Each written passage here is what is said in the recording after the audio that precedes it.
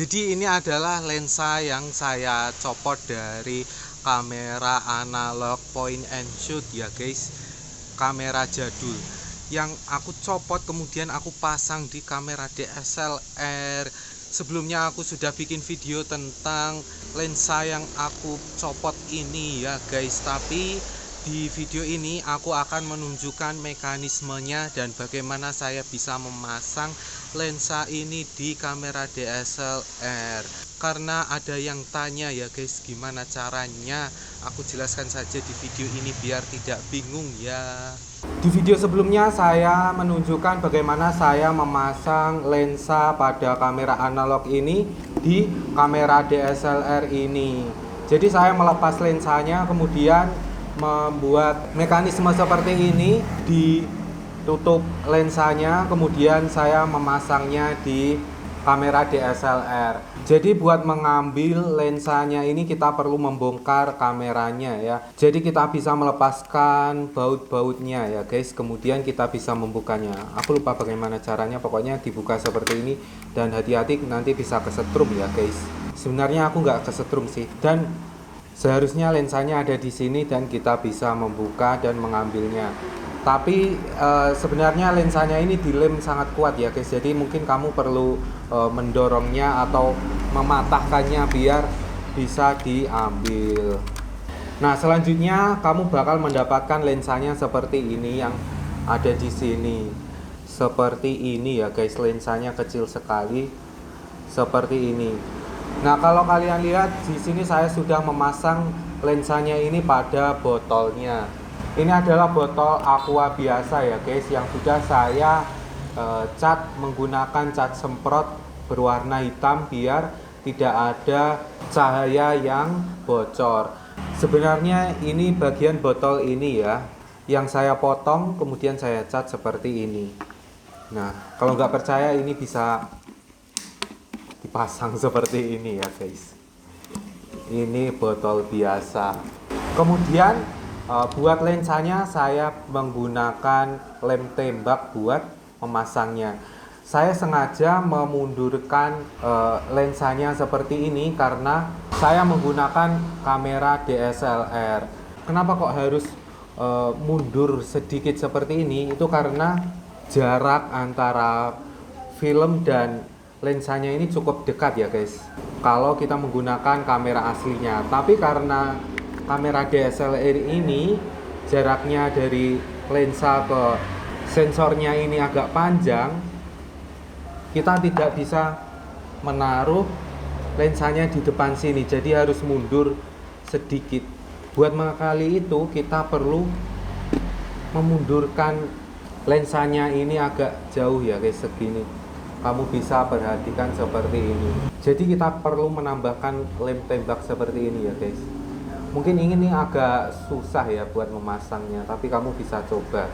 Nah, tapi kalau kamu menggunakan kamera mirrorless, jaraknya ini mungkin bakal lebih dekat ya guys, karena mirrorless itu tidak ada cerminnya, tidak ada tempat buat cerminnya, jadi agak lebih ramping dan tipis. Kamu mungkin tidak perlu menggunakan jarak yang agak jauh seperti ini. Dan mungkin kalau kamu menggunakan kamera mirrorless, kamu bisa memasang tutup botolnya ini di depan sini, bukan di belakangnya ya, karena jaraknya ini agak tidak terlalu jauh. Sekarang aku mau menjelaskan bagian ininya. Ini adalah tutup lensa biasa ya guys. Kamu bisa mendapatkan tutup lensa ini dengan harga yang murah sekali, mungkin 30.000 kalau nggak salah ya, atau kamu sudah punya dan kamu perlu membolongnya ya guys, atau melubanginya. Di sini saya menggunakan solder buat melubanginya. Agak susah sih, jadi mungkin kalau mau lebih mudah dan lebih cepat kamu bisa menggunakan bor ya. Kamu bor kemudian dilubangi seperti ini. Kalau sudah, kamu bisa pasang tutup botol aqua seperti ini. Ini tutup botolnya. Tutup botolnya kamu pasang di belakangnya sini. Nah, kenapa kok di belakang? Tadi saya sudah menjelaskan kalau dia perlu jarak yang dekat dengan sensornya ya. Jadi dia perlu agak mundur biar dekat dengan sensornya. Tapi kalau kamera mirrorless kan sudah dekat ya, jadi tidak perlu dimundurkan. Mungkin kamu bisa memasang tutupnya di depan sini, itu tidak apa-apa ya kalau mirrorless. Tapi kalau di DSLR di belakangnya, kok ribet ya guys menjelaskannya. Tapi semoga kamu paham. Nah, kenapa kok harus pakai tutup ini? Itu biar dia bisa kita putar-putar. Tujuan putar-putar ini adalah buat fokusnya ya guys, buat menentukan fokusnya itu dekat atau jauh. Nah, kelemahan dari mekanisme ini adalah, atau kelemahan dari lensa ini adalah kita tidak bisa menggunakan viewfinder.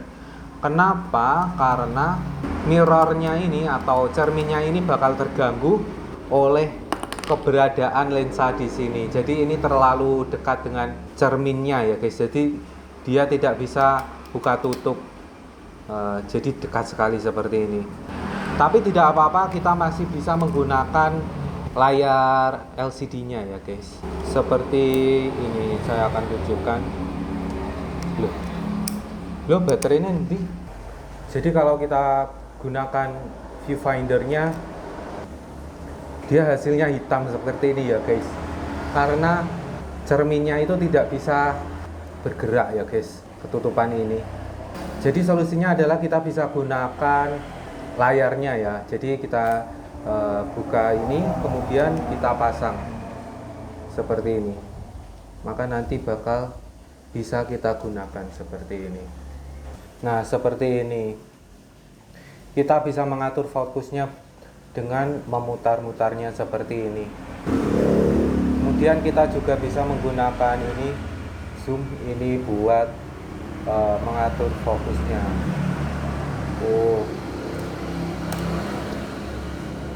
Jadi deh. Nah, yang saya suka dari menggunakan lensa ini adalah ukurannya lebih kecil kalau dibandingkan dengan lensa kit yang sudah saya punya ini ya guys. Jadi saya bisa memasukkan kamera ini di saku jaket saya. Sebenarnya ada kamera yang lebih kecil dan lensa yang lebih compact lagi, tapi aku nggak punya duit buat beli ya guys. Jadi saya menggunakan ini saja. Nah, kekurangan dari menggunakan metode ini adalah fokusnya agak sulit ya guys. Jadi kita perlu putar-putar ini. Ini adalah lensa manual dan juga fokusnya tidak rata ya guys. Jadi kalau kita memotret agak jauh, ada bagian yang fokus, ada bagian yang tidak fokus, jadi tidak rata. Itu karena saya memasang lensanya ini kurang lurus ya guys, mungkin agak bengkok sedikit. Sebenarnya aslinya kalau menggunakan kamera aslinya itu rata sekali ya guys. Nah, kekurangan yang lain adalah karena ini adalah kamera APS-C, jadi hasilnya bakal tercrop ya guys. Mungkin focal length-nya itu sekitar 35 mm buat full frame ya. Ini ada tulisannya 35 mm ternyata.